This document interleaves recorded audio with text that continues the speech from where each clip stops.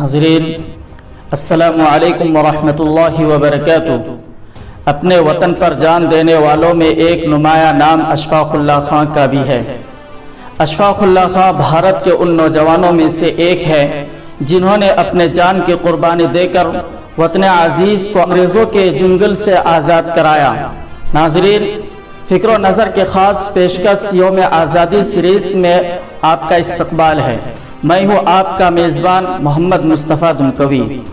अशफाक़ुल्लाह खां 12 अक्टूबर सन 1900 ईस्वी को शाहजहांपुर के एक और खुशहाल ख़ानदान में पैदा हुए।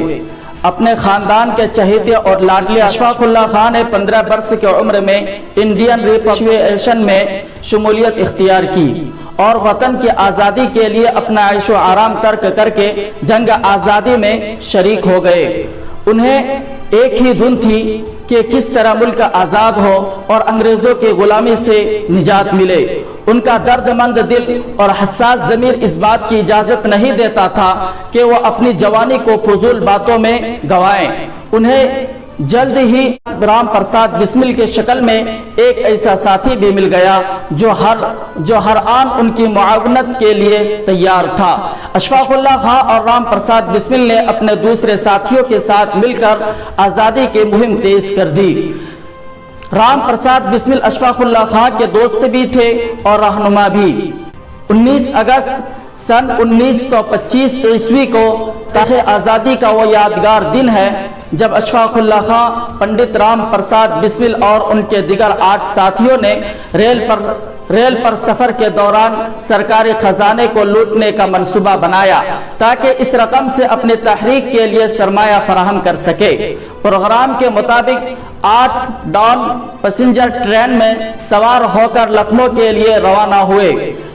ट्रेन जो ही कोरी स्टेशन के करीब पहुंची, उन लोगों ने जंजीर खींच दी और अशफाक़ुल्लाह खां की रिहाई में बड़ी सफाई और चाबुकदस्ती से बगैर किसी मुसाफिर को नुकसान पहुंचाए खजाने को लूट लिया। यह ऐसा वाक़या था कि अंग्रेज हुक्काम दहल गए। इनकलाबियों को कुचलने की मुहिम अंग्रेजों ने तेज कर दी। अंग्रेज खुफिया पुलिस इनकलाबियों के पीछे पड़ गई और तलाश का काम जोरों शोर से शुरू हो गया। अशफाक़ुल्लाह खां ने छुपते छुपाते बनारस होते हुए बिहार के डाल्टनगंज में पहुंचकर मुलाजिमत कर ली, लेकिन वतन परस्ती का जज्बा उन्हें जल्द ही फिर दिल्ली खींच लाया, जहां 8 सितंबर 1926 ईस्वी को एक हम वतन और क्लास फेलो की मुखबिरी पर उन्हें गिरफ्तारी करके लखनऊ की अदालत में मुकदमा चलाया गया और काकोरी केस के 3 और बहादुरों के साथ उन्हें फांसी की सजा सुनाई गई। फैजाबाद जेल में भी अशफाक़ुल्लाह खां की जिंदगी के मामलात में कोई फर्क नहीं आया।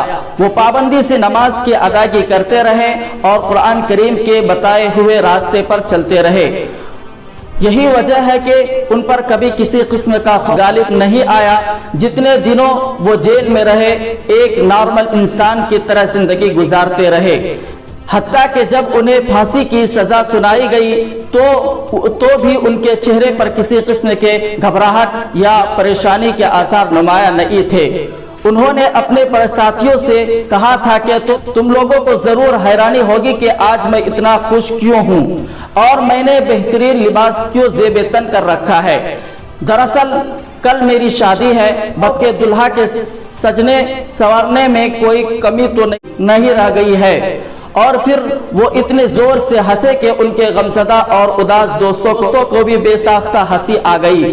19 दिसंबर सन 1927 ईस्वी को मामूल से पहले ही वो बेदार हो गए। गुस्ल से फारिग होकर धुले हुए कपड़े पहने, नमाज पढ़ी, तिलावत कलामुल्लाह के बाद जो दुआ मांगी वो आज भी तमाम भारतीयों के लिए एक नमूना की हैसियत रखता है। इस दुआ का खुलासा ये है कि ए खुदावंद करीम, मैं तुझसे और कुछ नहीं मांगता, अगर तू मेरे आखिरी वक्त की दुआ कबूल कर ले तो मैं ये दुआ मांगता हूँ कि तू ہر ہندو مسلمان کو عقل دے کہ وہ آپسی جھگڑوں میں اپنا وقت ضائع نہ کرے اور دونوں مل کر ملک کو آزاد اور خوشحال بنائے۔ حسب روایت آخری آرزو پوچھے جانے پر انہوں نے یہ شعر پڑھا، کچھ آرزو نہیں ہے آرزو تو یہ ہے، کچھ آرزو نہیں ہے آرزو تو یہ ہے، رکھ دے کوئی ذرا سی خاک وطن کفن میں۔ ناظرین، آزاد بھارت کی سوغات ہمیں انہی مجاہدین آزادی کی قربانیوں کے بعد ملی ہے، ہمیں اس کے قربانیوں کو کبھی فراموش نہیں کرنا چاہیے۔